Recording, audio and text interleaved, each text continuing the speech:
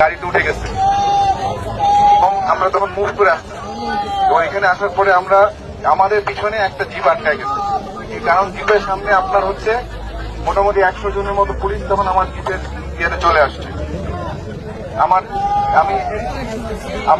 মানে জিপের ভিতরে তো 100 জন হয় না, জিপের মধ্যে পুলিশ জোর করে উঠে গেছে, ফায়ার করতেছে। ওখানে আমার অফিসার ছিল।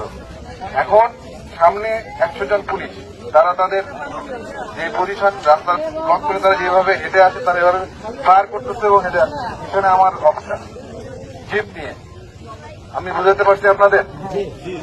তারা কিন্তু ফায়ার করতে করতে বাইপাস পার হয়ে পলিবুদ্ধ হয়ে এই পর্যন্ত এসে তারা এখানে আত্মসমর্পণ করছে। তারা জানে তারা যেভাবে আসতেছে এটা ঠিক না, তারা যেভাবে নির্বিচারে গুলি চালাচ্ছে আমাদের নিজেদের সাধারণ ভাই বোন। আমি নিজের চোখে দেখেছি, তো আমি এই জন্য আপনাদের বলতে, আপনারা হয়তো অনেকে ওখানে দেখেন নাই বা দূরে ছিলেন বা অনেক শুনেছেন। আমি যখন ওখানে গেছি আমি দেখছি আমাদের লোকজনের গায়ে যে গুলি লাগছে তারা এসে দেখাচ্ছে, এবং এটা শুধুমাত্র যে আপনার দিয়ে বুলেট ফায়ার করে তা না, তারা এখানে মারণাস্ত্র হিসেবেও এটাকে ব্যবহার করেছে। তারা এখন এসে এখানে ঢুকে গেছে, আমার গাড়ি নিয়ে এখানে এসে ঢুকে গেছে। এখন আপনারা আমাকে একটা জিনিস বলেন, তাদেরকে এখানে ঢোকানোর পরে নিরস্ত্র করা হয়েছে, তাদেরকে গ্রেফতার করা হয়েছে।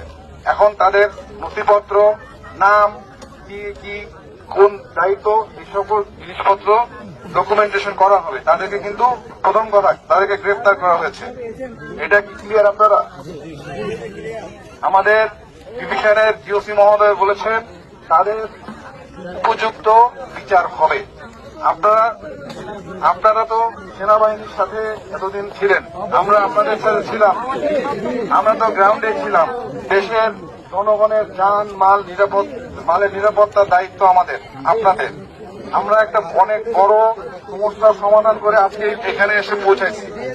এখন আমার কথা শোনেন, এখানে হয়তো আমি এখনো কাউন্ট করতে পারিনি, বা ধরেন এখানে আপনার পুলিশ আছে, তারা তো মানুষ, খারাপ হইলেও তারা মানুষ। এখন আপনি যদি একজন মানুষকে আপনার থেকে সে না হয় একটা অপরাধ করে আসছে, এই জন্য কিনা এখন আপনি তাকে নিয়ে এসে আমি এখানে ইয়ে করবো, তাকে আমি এখানে পানিশমেন্ট দেবো? এটা কি সভ্যতার? এটা কোন সভ্য জাতি না। 1, 2, আমাদের কিন্তু এখানে এনশিওর করা হবে যে তারা বিচারের আওতায় আসতেছে এবং তারা যা করছে এটার তদন্ত অবশ্যই হবে। আর আমি নিজেও দেখছি কি হয়েছে।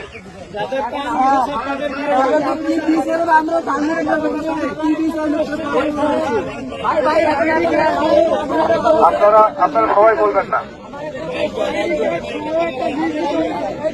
দাঁড়ান। আপনারা আমাকে একজোট করে বলেন যে আপনাদের আর কি জানতে চান।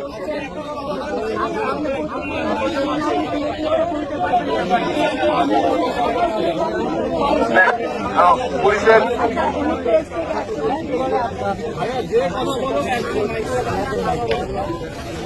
সাংবাদিকের